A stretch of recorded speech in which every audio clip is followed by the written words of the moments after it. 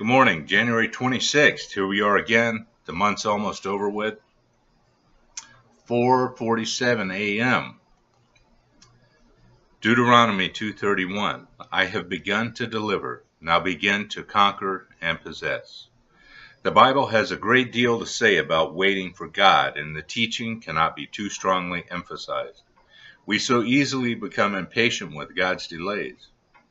Yet much of our trouble in life is the result of our restless and sometimes reckless taste. We cannot wait for the fruit to ripen, but insist on picking it while it is still green. We cannot wait for the answers to our prayers, although it may take many years for the things we pray for to be prepared for us. We are encouraged to walk with God, but often God walks very slowly. Yet there is also another side to this teaching. God often waits for us. Often we fail to receive the blessing He has already for us because we are not moving forward with Him. While it is true we miss many blessings by not waiting for God, we also lose numerous blessings by overwaiting. There are times when it takes strength simply to sit still, but there are also times when we are to move forward with a confident step. Many of God's promises are conditional, requiring some initial action on our part.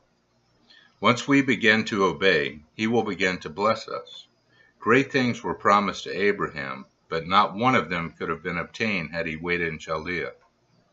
He had to leave his home, friends, country, travel unfamiliar paths, and press on in unwavering obedience in order to receive the promises. The 10 lepers Jesus healed were told to show themselves to the priest, and as they went, they were cleansed, as in Luke 17:14. If they had waited to see the cleansing come to their bodies before leaving, they would never have seen it. God was waiting to heal them. And the moment their faith began to work, the blessing came. When the Israelites were entrapped by Pharaoh's pursuing army at the Red Sea, they were commanded to go forward. No longer was it their duty to wait, but to rise up from bended knees and go forward with heroic faith. Years later, the Israelites were commanded to show their faith again by beginning their march over the Jordan while the river was at its highest point. They held the key to unlock the gate into the promised land in their own hands, and the gate would not begin to turn on its hinges until they had approached and unlocked it. The key was faith.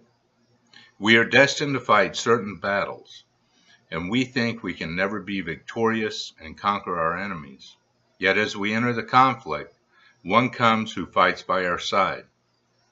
In Romans 8:37, through Him we are more than conquerors. If we had waited in fear and trembling for our helper to come before we would enter the battle, we would have waited in vain. This would have been overwaiting of unbelief. God is waiting to pour out His richest blessings on you. Go forward with bold confidence and take what is yours. I have begun to deliver. Now begin to conquer and possess. By J.R. Miller. Have a great day, and we'll see you tomorrow. Be blessed.